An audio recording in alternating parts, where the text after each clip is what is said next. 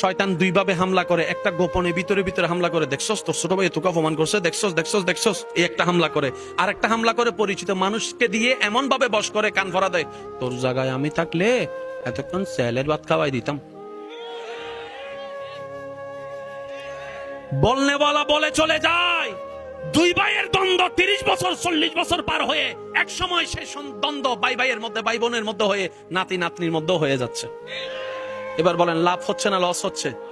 নবীজি বলছেন, হে আমার উম্মত, তুমি সঠিকে আছো, রাইটে আছো, সত্যে আছো, তারপরও তুমি ঝগড়া না হওয়ার জন্য যদি চুপ করে থাকো, আমি নবী মোস্তফা তোমাকে জান্নাতের গ্যারান্টি দিলাম। সুবহান। আমার বড় ভাই যারা আছেন, ছোটরা আছেন, যান না একটু ছোট ভাইয়ের ঘরে, হয়তো 2-3 মিনিটের দূরত্ব হবে, দরজাটা একটু নক করেন, হয়তো খুলতে দেরি করবে, ভিতর থেকে আওয়াজ দিবে কে বা কে, আপনি হয়তো আওয়াজ দিবেন আমি অমুক, হয়তো অনেকে খুলতে চাইবে না, তারপরে নক দিতে থাকেন, আপনি তো বড় ভাই। বড় ভাই মানে বটগাছ, বটগাছ মানে সবাইকে ছায়া দিয়ে রাখা, সবাইকে আগলাই ধরে রাখা। কারণ আপনি তো বড় হয়ে আসেননি, আপনার আল্লাহ বুঝে শুনে আপনাকে বড় বানায় পাঠিয়েছেন। কারণ আল্লাহ জানে আপনি ভাই বোনকে আগলাই ধরে রাখতে পারবেন, সে ক্ষমতা আপনার ভিতর আছে। আপনি যদি যান না ছোট ভাইয়ের কাছে, কোনো কথাবার্তা ছাড়া ভিতরে রুমে ঢুকে ছোট ভাইকে আপনি একটু জড়াই ধরেন তো, পিছন থেকে অথবা সামনে থেকে একটু জড়াই ধরেন বুকে, 3টা মিনিট। হয়তো প্রথম মিনিট বলবে তোর সাথে আমার কোনো সম্পর্ক নাই, তুই আলাদা আমি আলাদা বলবে। 3-4টা মিনিট যাওয়ার পরে দেখবেন ওই বুকে এক মার পেট থেকে আসা রক্ত বুকের সাথে যখন মাথাটা লাগবে, ছোট ভাইয়ের দিলটা,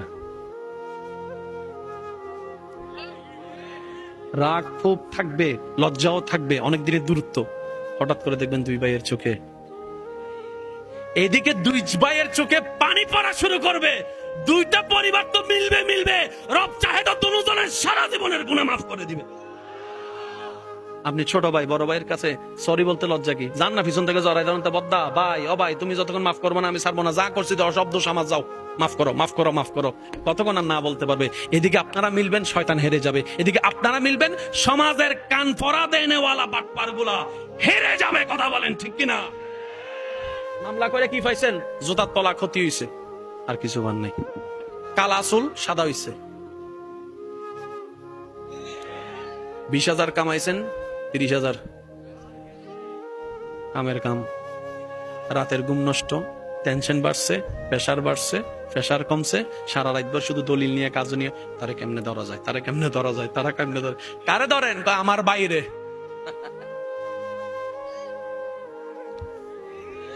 আমি কি বুঝাতে পারছি কথা?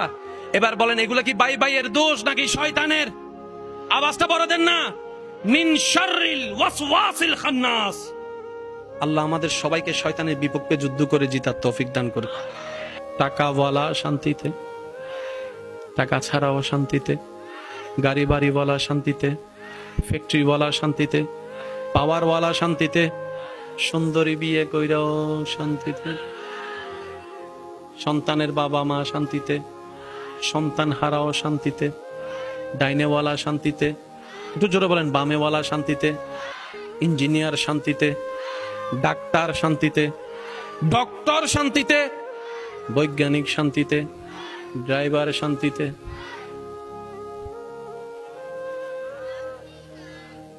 যারা যারা একমত তারা তারা আওয়াজ দেন শান্তি।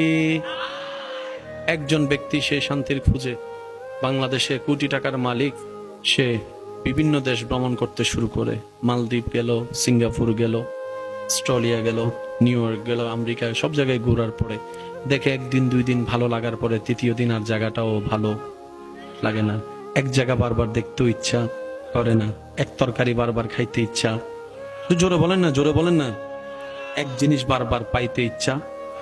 সে সারা বিশ্ব ভ্রমণ করলো একটু শান্তির আশায়, অনেক কিছু দিল, শান্তি হয় না। সারা বিশ্ব ভ্রমণ শেষ করে ব্যর্থতার মালা গলায় জড়িয়ে নিজের ঘরে আসলো গ্রামের বাড়িতে। মাটির একটি ঘর, নিস্তব্ধ রুমের মধ্যে দরজাটা বন্ধ করে বসে আছে। বাহিরে ল্যান্ড ক্রুইজার প্রাডোর মতো বড় বড় গাড়ি, ম্যানেজার সহ দাঁড়িয়ে আছে। স্যারের কি হলো? স্যার বলে যে আমার সব আছে। একটু শান্তির যদি ব্যবস্থা করে দিতে পারতি, বিশ্বের বড় ডক্টরের অ্যাপয়েন্টমেন্ট নেই, ওনার সাথে দেখা হলেও যদি একটু শান্তি পাওয়া যায়। যে ডাক্তারের কাছে যাই উনি শুধু ঘুমের ওষুধ দিয়ে কাম সেরে ফেলে, শান্তি তো কেউ দিতে পারে না। সব ব্যর্থতার যখন সবকিছু চেষ্টা করে ব্যর্থতা যখন সামনে আসলো, নিজের বদ্ধ রুমে লাইটটা বন্ধ করে ভাবতে লাগলো শান্তি কোথায়, শান্তি কোথায়, কি দিলে তুই শান্তি হবি, প্রশ্ন যখন বারবার করতে থাকে, হঠাৎ করে গত জুমায় নামাজ পড়া ইমামের একটি বক্তব্য ওনার মাথায় স্মরণ চলে আসলো। এবার সেই কাজ মোতাবেক আলেমের পরামর্শ অনুযায়ী উনি কি করলো, একটি জাই নামাজ বিছিয়ে ডাইরেক্ট রবের দরবারে সিজদায় চলে গেল। মাথা ঝুঁকাই দিল, কপাল ঝুঁকাই দিল, নাক ঝুঁকাই দিল, হাত ঝুঁকাই দিল, রবের দরবারে সিজদায় চলে গেল। সুবহানাল্লাহ। আরেকটু জোরে বলতে হবে সুবহানাল্লাহ। কপালটা ওনার মাটিতে ঝুঁকাই দিল, নাকটা সিলিন্ডার করে দিল, হাত দুইটা সিলিন্ডার করে দিল, কোমরটা ভেঙে হাঁটুটা ভেঙে দিল রবের দরবারে, চোখটা বন্ধ করে সিজদায় পড়ে আছে। কি অলৌকিক কাজ কারবার তার সামনে আসতে শুরু করলো। দেখে সেকেন্ডের কাটা যত বাড়তে থাকে, কেমন জানি এতদিনের তালাশ করা সেই শান্তি তার হৃদয়ের মধ্যে অনুভব হতে থাকে, অনুভব হতে থাকে। এবার যখন সে শান্তির ছোঁয়াটা অন্তর অনুভব করতে লাগলো, সেকেন্ড বাড়াইতে লাগলো। এবার 5 second, 10 second, 15 second, 20 second, 30 second, যত সেকেন্ড বাড়তে থাকে, কেমন জানি তার বুকের ভিতরের পাথরটা আস্তে আস্তে হালকা হতে থাকে। সুবহানাল্লাহ। এবার হালকা হতে হতে এক পর্যায়ে বুক ফেটে যেন চোখ থেকে পানি পড়া শুরু করলো। এক অজানা কারণে চোখ থেকে অজর দ্বারা পানি পড়তে শুরু করলো। এবার সে বুঝতে পারে যে শান্তির তালাশে সারা বিশ্ব ভ্রমণ করেছে, সে শান্তি সে কোথাও পায় নাই। নিজের গ্রামের বাড়িতে, মাটির ঘরে, বদ্ধ রুমে, যাই নামাজের উপরে, যাই নামাজের উপরে। সুবহানাল্লাহ। যাই নামাজের উপরে এবার সে দিলকে প্রশ্ন করে, এত কিছু দিলাম, শান্তি তো হলি না। মাথা ঝুঁকাই দিলাম, তুই শান্তি? দিল উত্তর দেয়, যিনি আমাকে বানিয়েছেন, আলা বিযিক্রিল্লাহি তাতমাইন্নুল কুলুব, আমাকে হাজার কিছু দাও, আমি দিল শান্তি হব না। আমাকে যিনি বানিয়েছেন ওই রবের নাম জিকির স্মরণে আমি অন্তরকে শান্তি করতে পারে। সুবহানাল্লাহ। আল্লাহু আকবার। উচ্চ আওয়াজ একবার বলেন মারহাবা। সেজন্য আমি কাউকে নামাজ পড়তে বলি না, আমি শুধু বলি দিলে যদি শান্তি চান রবের দরবারে মাথা ঝুকান। যারা জিন্দা আছেন তারা বলেন সুবহানাল্লাহ। ইশারায় বলতে হবে সুবহানাল্লাহ। দেখি কেমনে বলবেন? ফুল ভলিউমে বলেন সুবহানাল্লাহ। যাদের ব্রেইনে একটু সুখ শান্তি দরকার তারা সিজদা দেন, যাদের ইজ্জত দরকার তারা সিজদা দেন, যাদের বরকত দরকার, বরকত 5 টাকায় 5000 টাকার কাজ করতে চান তারা সিজদা দেন, যারা চান সন্তান আপনাকে চোখের মনি করে রাখুক,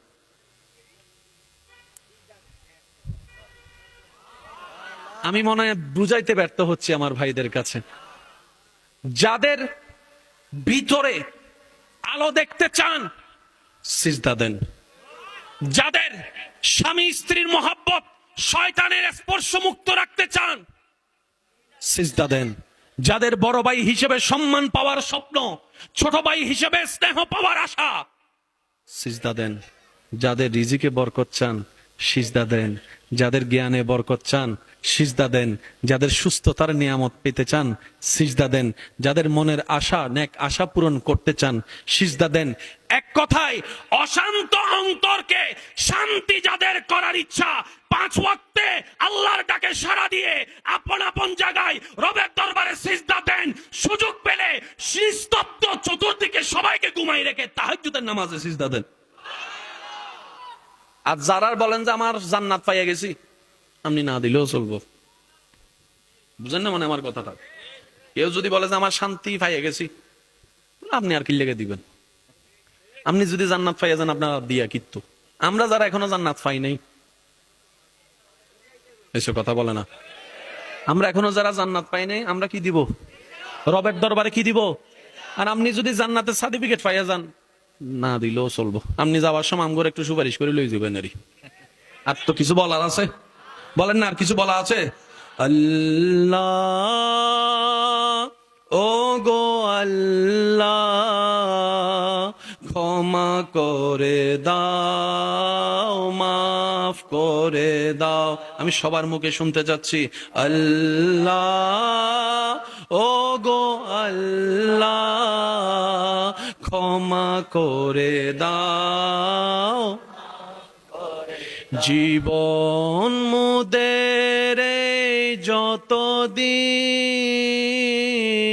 থাকিবে, সুপথে চালাও, মাফ করে দাও। দিলের গভীর থেকে আল্লাহকে ডাক দেন, আল্লাহ, ও গো আল্লাহ, ক্ষমা করে দাও, মাফ করে দাও।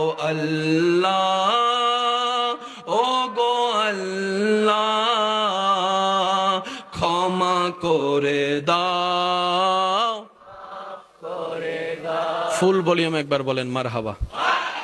এবার শিক্ষিত সমাজের ভাইদের একটু মনোযোগ চাচ্ছি আমি। আপনার যে দেহ, এই দেহের দুইটা কোয়ালিটি, একটা হচ্ছে দেহ, একটা হচ্ছে রূহ। একটু বুঝবেন জিনিসটা। ইসলাম কত চমৎকার এবং সহজ, আমরা কঠিন বানিয়ে ফেলি আমাদের মতো করে বুঝতে গিয়ে। একটা হচ্ছে দেহ, আরেকটা হচ্ছে কি? সবাই বলি, দোনোটার খাদ্য আছে। জোরে বলি, কাজ করতে গেলে দেহ শক্তিশালী হওয়া দরকার, দেহ শক্তির জন্য খাবারের দরকার। আপনি যদি ঠান্ডা মাথায় চিন্তা করেন, আপনার রব আপনার দেহের সমস্ত প্রকার যা দরকার সেই অনুযায়ী খাবার ভিন্নতা করে আল্লাহ মাটি থেকে খাবার তোলেন। আপনার যখন চোখের একটু সমস্যা, ডাক্তারের কাছে যাবেন, ডাক্তার মশাই আমার চোখে একটু কম দেখি। ডাক্তার জানেন কি খাইতে বলে? একটু জোরে, এটা কোত্থেকে উঠে? আপনার চোখের কল্যাণে কচু শাক লাগবে, পরে আল্লাহ সৃষ্টি করে দিয়েছেন। এবার বলেন, এই শরীরের, আমি সবার মনোযোগ চাচ্ছি, এই শরীরের মধ্যে ভিটামিনের দরকার আছে না নাই? প্রোটিনের দরকার আছে না নাই? রক্তের দরকার আছে না নাই? ক্যালসিয়ামের দরকার আছে না নাই? শক্তির দরকার আছে না নাই? এগুলা আসে বাতাস থেকে নাকি খাবার থেকে? এই সমস্ত জাতীয় খাবার সব আছে না নাই? কোত্থেকে উঠে? আপনার দেহে যা দরকার সে তা আল্লাহ মাটি থেকে দিয়ে দিয়েছে। তাহলে দেহের খাবার তো পাইলেন, আরেকটা আছে কি? রুহের খাবার কি? রূহ বলে যেখান থেকে এসেছি সেখানের খাবারই আমার খাবার। রুহের খাবার তোমার খাবার কি? বলে আমার হুকুমদাতার জিকির করো, আমার হুকুমদাতাকে স্মরণ করো। সুবহানাল্লাহ বলেন না? আমার হুকুমদাতাকে দিলে রাখো, আমার হুকুমদাতার আদেশ মানো, আমার হুকুমদাতার নিষেধ থেকে দূরে থাকো, আমার রবের জিকির আমাকে শোনাতে থাকো, ওনার হুকুম মেনে ইবাদত দিতে থাকো। এগুলা হচ্ছে আমি রুহের খাবার। তাহলে কয় খাবার? একটু জোরে বলেন। একটা দেহের খাবার, আমি সবার মুখে শুনতে চাই যেন এটা মনে থাকে। একটা দেহের খাবার, রূহ শক্তিশালী হলে আল্লাহ খুশি, রূহ দুর্বল হলে শয়তান খুশি। একটু বুঝবেন, রূহ যাদের দুর্বল, শয়তান সে দেহে প্রভাব করে, রাজত্ব করে। এবার আমি প্রশ্ন করবো, আপনারা উত্তর দেন। এই দুনিয়ার মধ্যে পারিবারিক সামাজিক অশান্তির পিছনে হিংসার হাত আছে না নাই? অহংকার আছে না নাই? লোভ আছে না নাই? আমিত্ব আছে না নাই? বিদ্বেষ আছে না নাই? রাগ আছে না নাই? এবার আপনারাই আওয়াজ দিয়ে বলেন, এইসব অশান্তির পিছনে যা আছে সবগুলো আসে কার থেকে? আল্লাহ থেকে না শয়তান থেকে? শয়তান থেকে আসে, আমরা করি। এবার আমি প্রশ্ন করবো, আপনার উত্তর দেন। আমাদের চোখ কার? হাত কাট দেওয়া? ভাই একটু আওয়াজ দেন না। জমিন, আপনার শরীর কাট দেওয়া, মন কাট দেওয়া, খাওয়াই কে? নিঃশ্বাস দেয় কে? ইজ্জত দেয় কে? তো সবটা আল্লাহ দেয়, শয়তানের কথা কেন শুনি? নিজেরা প্রশ্ন করেন, সবটা আমার রবের দেওয়া। শয়তান তুই কেমনে রাজত্ব নিলি? তখন শয়তান বলে, আমি তোকে রূহকে খাবার দিতে দিই নাই। তোর রূহ যদি খাবার পায়, তোর কলব শক্তিশালী হয়ে যাবে। কলব যদি শক্তিশালী হয়ে যায়, আমি শয়তানের গোডাউন নফস দুর্বল হয়ে যাবে। তখন তোকে দিয়ে আর ভাইয়ের নামে মামলা দেওয়াইতে আমি পারবো না, তোকে দিয়ে বউকে পিটিয়ে যৌতুক নিয়ে যেতে পারবো না, তোকে দিয়ে মানুষের নামে বদনাম করে করে বিয়ে ভাঙতে আর পারবো না। যার কলব শক্তিশালী সেখানে শয়তান দুর্বল। এবার এই প্রবলেম কি আমার, আপনার, নাকি সবার? একটু জোরে বলেন না রে ভাই। এটা চিকিৎসার দরকার আসেনি? আপনারা বলেন আসেনি? অন্তত নিজে শান্তিতে থাকার জন্য এটা চিকিৎসার দরকার। আমি আপনাদের একটু মনোযোগ চাইবো প্লিজ, একটু। তাহলে দেহের শক্তির খাবার কোথায়? মাটিতে। বলেন ভাই কোথায়?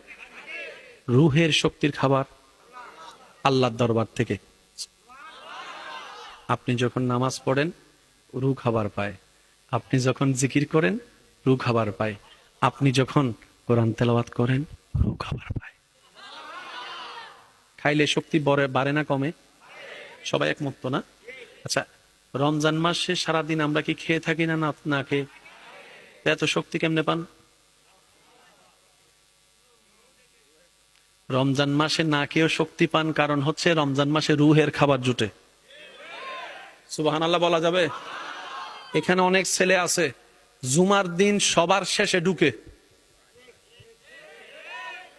সবার আগে ভাই জানি না, একটু চুপ করে থাকেন আর বুঝছি তো আপনি। ঢুকে সবার, বাইর হয় সবার। যে 2 রাকাত পড়ে না ভালো করে সপ্তাহে, রমজান আসলে সেই ছেলে 20 টাকার তারাবিতে দাঁড়ায় যায়। বুঝতেছেন বিষয়টা? আচ্ছা, একটা মাস আসলে মানুষের মাথায় বেশি টুপি থাকে। আমি বলবো না, আপনারা বলেন। আচ্ছা, একটা মাস আসলে মানুষ একটু তুলনামূলক ভদ্র হয় অন্য মাসের তুলনায়। একটা মাস আসলে মানুষ অন্য মাসের তুলনায় ঝগড়া একটু কম করে। একটা মাস আসলে মানুষ অন্য সময় বদনাম একটু কম করে। একটা মাস আসলে মানুষ অন্য সময়ের তুলনায় ওই মাসে একটু ভদ্র বেশি হয়। কেন? কারণ রমজানে আপনার রুহ খাবার পায়। অনেকে হয়তো, অনেকের কাছে আলোচনাগুলো একটু অন্যরকম লাগলেও লাগতে পারে, কিন্তু সময়ের চাহিদা বলা দরকার আছে বলে আমি মনে করছি। কারণ আমাদের এই আলোচনা, আজকের এই পরিবেশ এখানে থাকবে না, কোনো না কোনো মাধ্যমে এটা এমন এমন মানুষের সামনেও চলে যাবে যারা ইসলামকে পছন্দ করে না, ইসলামকে নিয়ে ঠাট্টা করে, এমন মানুষের কাছেও তো হয়তো পৌঁছাবে। তারাও যেন শুনে ইসলাম কোনো ব্যক্তির বানানো ধর্ম নয়। ইন্নাদ-দীনা ইনদাল্লাহিল ইসলাম, ইসলাম রবের দেওয়া ধর্ম। কথা বলেন ঠিক কিনা? এই ইসলামে নাই বলতে কিছু নাই, সব আছে। কথা বলেন না রে ভাই? এখন সত্যি করে একটা কথা বলেন, আপনি, আমি, আমরা অন্যের দোষ না ধরে নিজের কথা বলবো। আজ পর্যন্ত আমি, আপনি, আমরা দেহকে খাবার বেশি দিছি না রুহকে? আমি সবারটা শুনতে চাচ্ছি। আমরা খাবার দিছি বেশি কাকে? অনেক সময় তো এমনও পর্যন্ত খাবার দিছি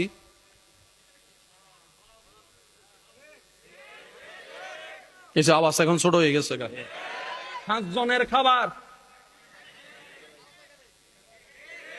আছে না? আছে না? আপনি আমি বোকার রাজ্যে বসবাস করে দেহকে শক্তিশালী করে রূহকে দুর্বল করে ফেলেছি।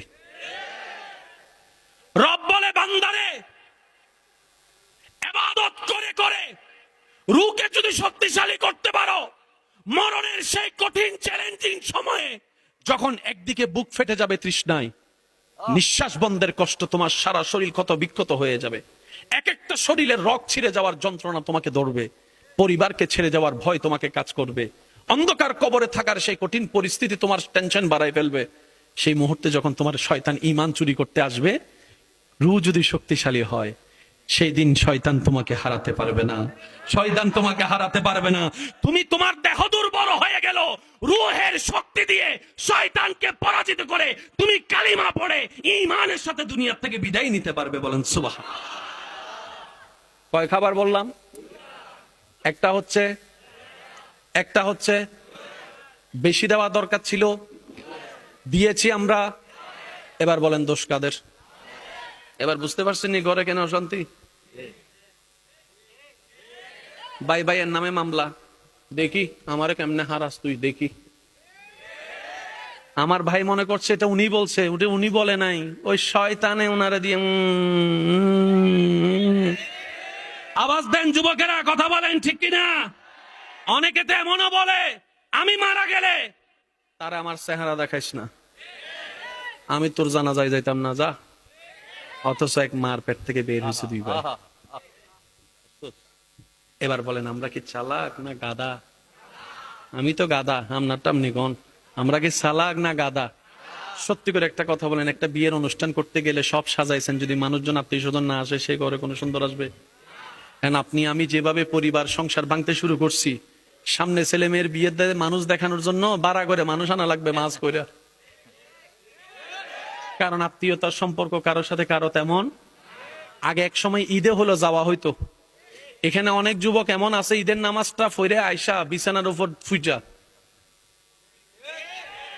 নাই মনে হয়, আমি শুনি নাই মনে হয়, এক ঘুমে উঠে সন্ধ্যাবেলা, কিরে ঘুরতে যাবি না, বেড়াইতে যাবি না? আমার লাগে না, ছোটবেলার ইচ্ছা। বুঝতে পারছি। এবার বলেন আমরা কি বুদ্ধিমানের কাজ করছি না গাদার কাজ করছি? নিজের সুখের জন্য নিজেকে আপনাকে ব্রেক লাগাতে হবে। আপনি আমি ইসলাম মানে কি মনে করি জানেন? বেশিরভাগ মানুষ ইসলাম মানে মনে করি কি ইসলাম মানে পালন করব, সোয়াব কামাবো, হাসরে যাব, দাড়ি পাল্লাই দিব, ফাঁসলে জান্নাত।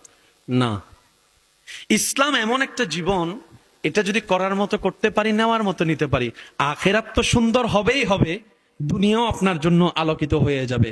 আল্লাহ একই কথা কোরআনে বলেছেন, ফিদ দুনিয়া হাসানাতাও ওয়া ফিল আখিরাতি হাসানা। আমি আল্লাহ ইসলামকে এমন ভাবে সাজিয়ে দিয়েছি, দুনিয়ার শান্তিও ইসলামে, আখিরাতের ইজ্জত ইসলামের ভিতর আমি আল্লাহ দিয়ে দিয়েছি। বলেন, আমি কি বুঝাতে পারতেছি কথা? আচ্ছা, আগে মানুষ হায়াত কম পাইতো না বেশি? এখন এখন কমের চাইতো। নবীজি বলছেন আত্মীয়তার সম্পর্ক রক্ষা করো, হায়াত বেড়ে যাবে।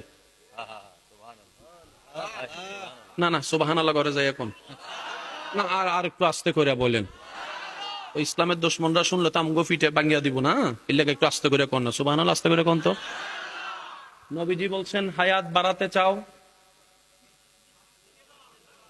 আর আমরা প্রতিযোগিতায় লাগছি কেমনে কত তাড়াতাড়ি। যে আত্মীয়র টাকা বেশি, তার বিয়ের দাওয়াত একটু স্পেশাল, ফোনও হয়, কাটও হয়, হোয়াটসঅ্যাপেও হয়।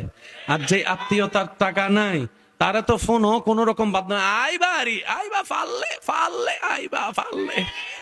আর যদি সে আত্মীয়তার সম্পর্ক রক্ষা করে চলেও আসে, ভাত খাইছে কিনা জিজ্ঞেস করে না, টেবিল তো অনেক দূরের কথা।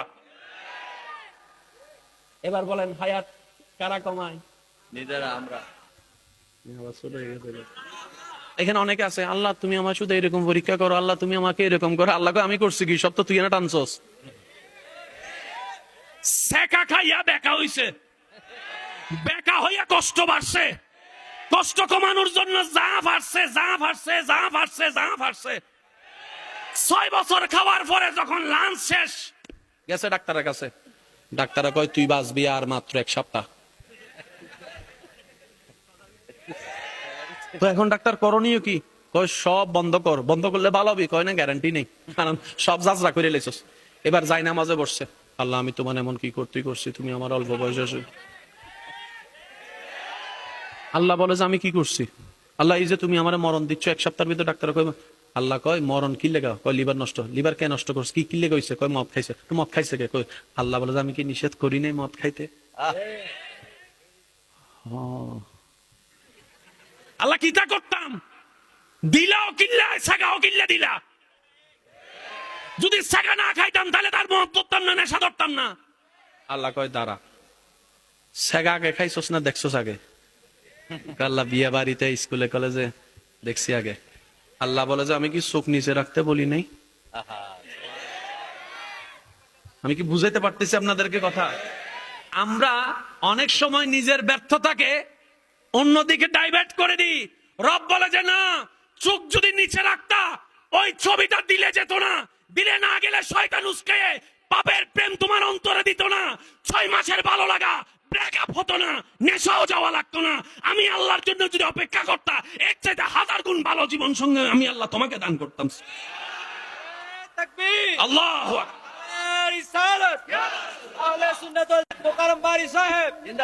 আর একটু জোরে বলেন না সুবহানাল্লাহ। আমার অনেক যুবক ভাই আমার উপর একটু রাগ করতেছেন মনে হয় না? করলে হাসরের ময়দানে দেখা হইব। আরে ভাই এখানে আর কি করণীয়? এখানে অনেকে আছে, কিছু কথা যুবকের জন্য বলা দরকার আছে না? আমার মুরব্বীরা একটু বলেন। কারণ নাতিদেরকে দিয়েই তো দাদা, নাতিরা হচ্ছে দাদা নানার লাঠি। ঠিক আছে নি বাবা কথা? এখানে অনেক যুবক আছে, আমার বোনেরা অনেকে শুনতেছে, কই প্রেম করমু 10টা, বিয়ে করমু একটা। আমরা বললাম ভাইয়া কেন? অনেকে একজন আরেকজনের দিকে চাইতেছে, কয় তোর কথা কইতে। আমি কারো কথা বলছি না, আমি আমাদের কথা বলছি। লাভ চান না লস চান? আনফ্রেশ না ফ্রেশ? 2 নাম্বার না 1 নাম্বার? যারা চান তারা একটু মনোযোগ দিয়ে শুনেন। বুঝাইতে পারি নাই? 5টা ফ্রেম করমু, ডেটিং ফেটিং সেটিং সব করে এলাম, 5টার একটারও বিয়ে করতাম না। তো বিয়ে আমার মা বাবার পছন্দ মতো বিয়ে করে। আর যখন প্রেম করার শুরুতে কইমু তোমার জন্য জীবন দিব, সমস্যা নাই। যখন সব শখ মিটে যাব, আমার বাবা মানতেছে না, আমার মা মানতেছে না। ঠিক আছে নি?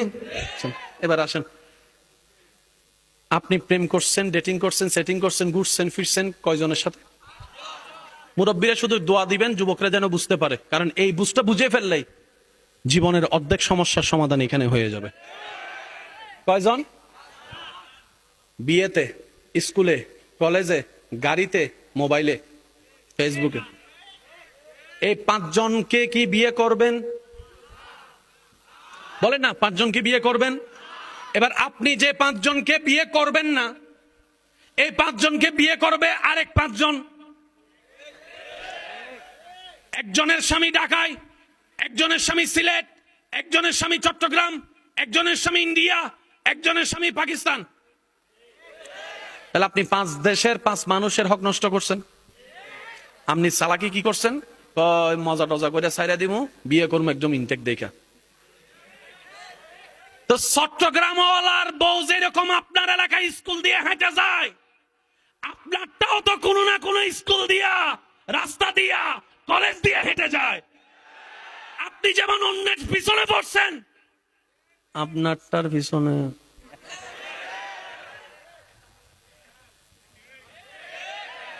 আপনি যেমন চিন্তা করছেন মজা করব বিয়ে করব না, ও আপনারটারে কয় মজা করব বিয়ে করব না। আপনি অন্যের ইজ্জতে হামলা দিছেন, আপনার ইজ্জতে আরেকজনে হামলা দিয়ে দিছে। আপনারটা কাউরে জানেন নাই, হেডটাও কেউ কাউরে জানা নাই। এবার কোন লাভ না লস? যুবকরা এখন মনে মনে চিন্তা করে, কয় কি তারে নিজের ভাই তো নিজে না মাইরা দিলাম। এবার আমি সবার মুখে শুনতে চাই, বিয়ে কি জীবনে 10 বার না 1 বার? জীবনের সবচেয়ে বড় চরম সিদ্ধান্ত হচ্ছে বিয়ে। এটা আপনার আইফোন মোবাইল না যে ভালো না লাগলে আপনি চেঞ্জ করে ফেলবেন, হয় না। কারণ 2 জনের মিলনে পুরা পরিবার, 2টা পরিবার, 2টা সমাজ মিল হয়। কথা বলেন ঠিক কিনা? এবার বান্দা বলে, আল্লাহ আমি তো ভুল করে ফেলেছি, এখন কি করব? আমি তো অন্যের হক নষ্ট করছি। রব বলে যে বান্দা একটা কাজ করো, একটু মনোযোগ দিবেন, একটু মনোযোগ। রব বলে যে তোমার এলাকায়, তোমার নিয়ন্ত্রণে, তোমার এরিয়ায় অন্য পুরুষের বউদের ইজ্জত তুমি হেফাজত করো। তোমারটা যেখানে আছে আমি আল্লাহ কুদরতি ভাবে সেটার ইজ্জত হেফাজতের ব্যবস্থা করে দেব। তুমি অন্যের হবু বউয়ের পিছনে হাত দিও না, লাগিও না, পিছনে পড়িও না। আমি আল্লাহ তোমারটা যেখানেই যাক, বদ নজর থেকে, খারাপ নজর থেকে আমি এমন ভাবে সেভ করব, তাকে স্পর্শ করা তো দূরের কথা, কেউ যেন তার প্রতি খারাপ নজরটাও না যায়। আমি আল্লাহ সেই ব্যবস্থা করে দিব, সে ব্যবস্থা করে দিব। এক কথায়, হে আমার বান্দা, তুমি যদি ভালো চাও, ফ্রেশ চাও, তুমি অন্যের হককে ফ্রেশ রাখো, তোমারটাকে ফ্রেশ রাখার ব্যবস্থা আমি ইন্নাল্লাহ আলা কুল্লি শাইইন কাদির ব্যবস্থা করে দিব। আর সিরিঙ্গে কাহত আছে জেন অনলাইন, ওনারা কি হন তো হইন পারিবা, যারা সিরিঙ্গে গলাতে জেন দিতে এন এই ফাইদে দিবা, আজি জেন লিলি যেমনের সাথে, এই তো যেমনের সাথে, জোরে বলেন না ভাই, যেমনের সাথে। এবার বলেন, অন্যের ক্ষতি করছেন, মজা করছেন না মূলত নিজের পায়ে নিজে কুড়াল মারছেন? নিজের বিবেক দিয়ে নিজেকে প্রশ্ন করেন, উত্তর চলে আসবে। দেখবেন আমরাই আমাদের ক্ষতির কারণ। কথা বলেন ঠিক কিনা? আল্লাহ আমাদেরকে একটু কোরআন মেনে চলার, হাদিস মেনে চলার, সুন্নাহ মেনে চলার তৌফিক দান করুন। একটা হচ্ছে দেহের খাবার। আল্লাহ পাক বলে যে ডেইলি 5 বার তোকে সুযোগ দিলাম রুহের খাবার দেওয়ার জন্য। আমি কেমনে বুঝাতাম ভাই আপনাদেরকে? হয়তো আমি ব্যর্থ হচ্ছি, বুঝাতে পারছি না আমি আপনাদেরকে। অনেকেই আছেন এখানে ফজরের নামাজ পড়ার খুব ইচ্ছা, অ্যালার্মও দিয়ে রাখেন, কিন্তু উঠতে পারে না। আচ্ছা আচ্ছা আচ্ছা। আবার সে ছেলে ফুটবল আসলে রাতে 3টা বাজে, অ্যালার্ম বাজার আগেই। ব্যক্তি কয়জন বলেন না? ব্যক্তি কয়জন? এখানে অনেক ব্যক্তি আছে অ্যালার্মে উঠতে পারে না। আবার এমন অনেক সৌভাগ্যবান আমার দাদা, নানা, চাচা, বাবারা আছেন, ফজরে ইমাম মুয়াজ্জিন আজান দেওয়ার আগে ওনার চোখ খুলে যায়। অস্বীকার করতে পারবেন? দাদাকে জিজ্ঞেস করেন, দাদা আমি তো আইফোন 3টার অ্যালার্ম দিয়ে উঠতে পারি নাই।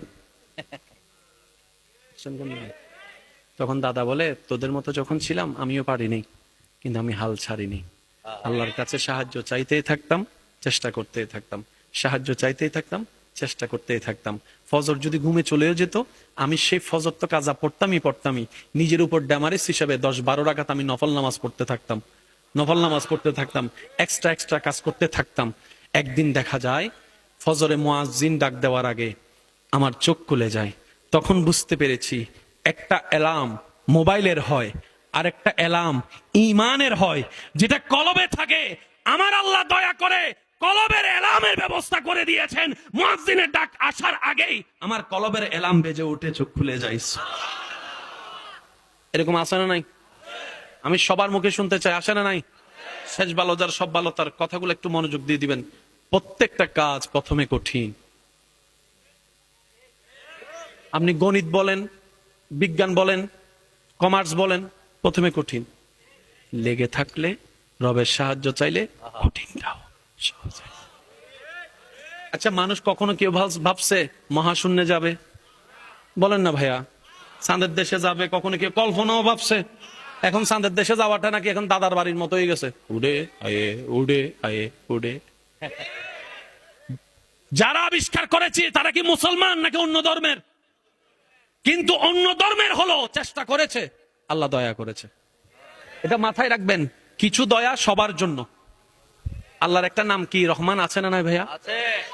আপনি আমি নামাজ যারা পড়ে তারাও খায়, যারা নামাজ পড়ে না, যারা রবকে মানে তাদেরও খায়, যারা বলে ওম ভগবতু নমস্য বদ্দং শরণং গচ্ছামি আলহামদুলিল্লাহি রাব্বিল আলামিন।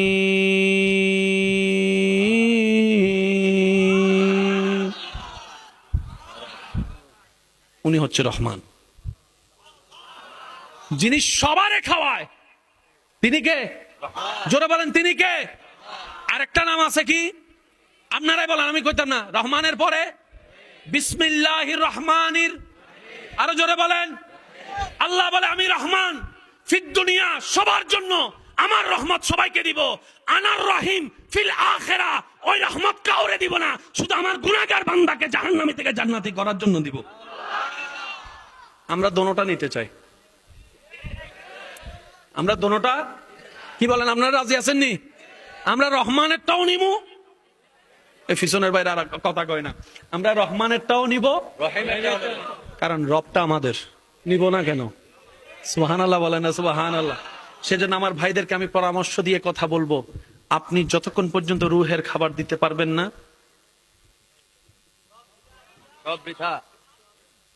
একটা কথা এখানে ক্লিয়ার করে যায়, হয়তো অনেকের ভিতরটা ক্লিয়ার হবে এই জিনিসটা শুনলে। বিরক্ত হচ্ছেন আপনারা? অনেক দূর থেকে এসেছি ভালোবাসা নিয়ে, আশা করব ভালোবাসা এবং দোয়া নিয়ে ফেরত যাব।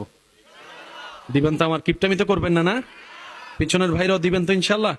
আর অল্প কিছুক্ষণ ইনশাল্লাহ আমরা শেষ করে দিচ্ছি।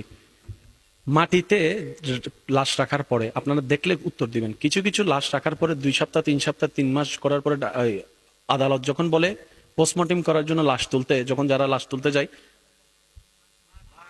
তার মানে কি? লাশ কি হয়ে গেছে? কিছু পানিতে লাশ থাকলে, ঠিক আছে, দেখছেন? বলেন না ভাই, সরাসরি না হলে ফেসবুকে হইলে দেখছেন তো, দেখলে একটা আওয়াজ দেন। দেখছেন? আচ্ছা আচ্ছা। কিছু কিছু লাশ রাখার পরে 6 মাস পরে কবর খনন করলে কি পাওয়া যায়? গোস্ত, চামড়া। এটা দেখেছেন, শুনেছেন? আবার এমনও শুনেছেন 20-30 বছরের পুরাতন কবর, দেহ তো নষ্ট হয়ই নাই,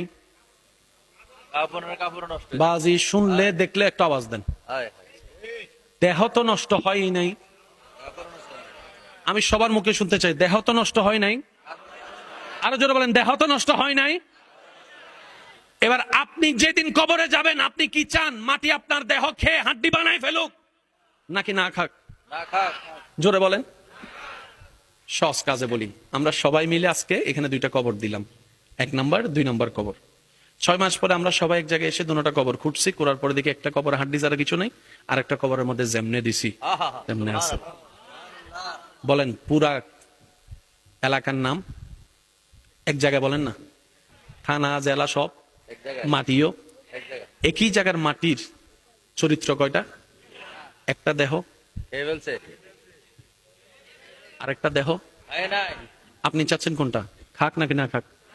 তাহলে আপনি মাটিকে প্রশ্ন করেন, উত্তর যেটা দিবে সেটা আমল করলে কাজ হয়ে যাবে। মাটিতে জিজ্ঞেস করেন, তুই তারে খাইলি কেন, তুই তারে খাস নাই কেন? মাটি জিজ্ঞেস করবে, কেন, তোর দরকার কি? আপনি বলবেন, আমিও কবরে যাবো একদিন, আমি যেন সেই প্রস্তুতিটা নিয়ে যেতে পারি, যেন তুই আমার খাইতে না পারস। সুবহানাল্লাহ জোরে বলবে না?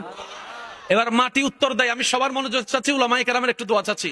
মাটি উত্তর দেয়, আমার কাছে লক্ষ লক্ষ কোটি দেহ আসে প্রতিদিন, যে দেহে, যে কলবে, যে রুহে, যে কপালে, যে শরীরে আমার রবের নামের গান পাওয়া যায়, আমি সেই দেহ স্পর্শ করি না, সেই দেহ স্পর্শ করি না।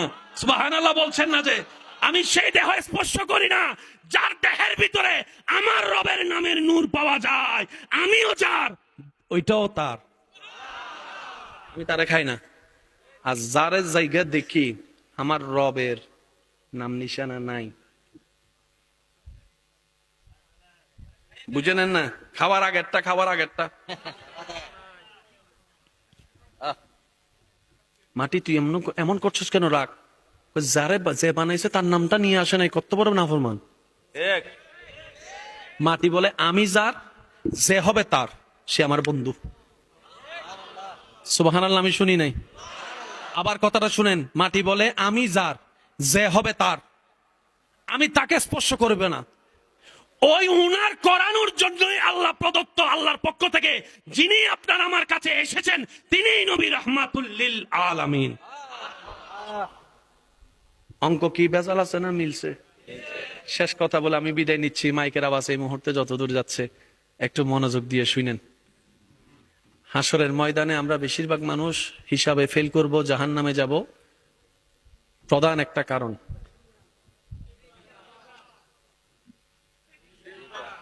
বন্ধুত্ব ভাঙে, সংসার ভাঙে, পাটপারি হয়, 2 নাম্বারি হয়, জামিলা হয়, ছেলে মেয়ে মা বাবার সাথে অশান্তি হয়। নবী বলছেন, কুফফা হাজা, যে নিজের জবানকে কন্ট্রোল করতে পারলো সে জান্নাতের অর্ধেক নিয়ে নিল। নবীজির একটি হাদিস কোট করে শেষ করব। নবী বলে, 2টা জিনিসের জামানত তোমরা আমাকে দাও, লজ্জাস্থানের জামানত আমাকে দাও, জবানের জামানত। 2টা জিনিস যদি কন্ট্রোল করতে পারো, আমি মুস্তাফা ওয়াদা দিলাম আল্লাহ থেকে একটা জান্নাত নিয়ে আমি তোমাকে দিয়ে দিব। আমাদের বেশিরভাগ জান্নাতে যাওয়ার নেক আমল নষ্ট করে ফেলছি আমরা। ওয়াইলুল লিকুল্লি হুমাজাতিল লুমাজা। এবার বলেন, আমরা কি চালাক না গাদা? ওই গাদা থেকে চালাক হতে গেলে আমাদেরকে রূহ শক্তিশালী করতে হবে, এছাড়া দ্বিতীয় কোনো অপশন। এই রূহ শক্তিশালী করার অন্যতম একটা মাধ্যম হচ্ছে রমজানুল করিম। এবার আমি সবার মুখ থেকে আওয়াজ চাই, রমজানকে ইনশাল্লাহ আমরা এইবার সর্বোচ্চ কাজে লাগানোর চেষ্টা করতে কি পারবো? পিছনের বাইরে পারেন না পারেন, অন্তত ইনশাল্লাহ বলেন, যেন আল্লাহ কবুল করে। জোরে বলেন ইনশাল্লাহ, আরো জোরে বলেন ইনশাল্লাহ। এই রমজানকে আমরা গুনাহ কম করানোর জন্য কাজে লাগাতে পারবো। এই রমজানকে আমরা নেকির পাল্লা বাড়ি করার জন্য কাজে লাগাতে পারবো। এই রমজানকে আমরা অমানুষ থেকে মানুষ হওয়ার পিছনে কাজে লাগাতে পারবো। এই রমজানকে আমরা অভদ্র থেকে ভদ্র হওয়ার পিছনে কাজে লাগাতে পারবো। আল্লাহ আমাদের সবাইকে সে নিয়ামত দান করুক। 5 ওয়াক্ত নামাজের সাথে বন্ধুত্ব রাখার তৌফিক দান করুক, বড়দের সম্মান ছোটদেরকে স্নেহ করার তৌফিক দান করুক। আল্লাহ তাআলা আমাদের সবার হৃদয়ে ওই নূর দান করুক, যে নূর নিয়ে চললে শয়তানকে পরাজিত করা যায়। মাঝে মধ্যে সবাইকে ঘুম পাড়ে তাহাজ্জুদ নামাজে সিজদা দেওয়ার আল্লাহ তৌফিক দান করুক।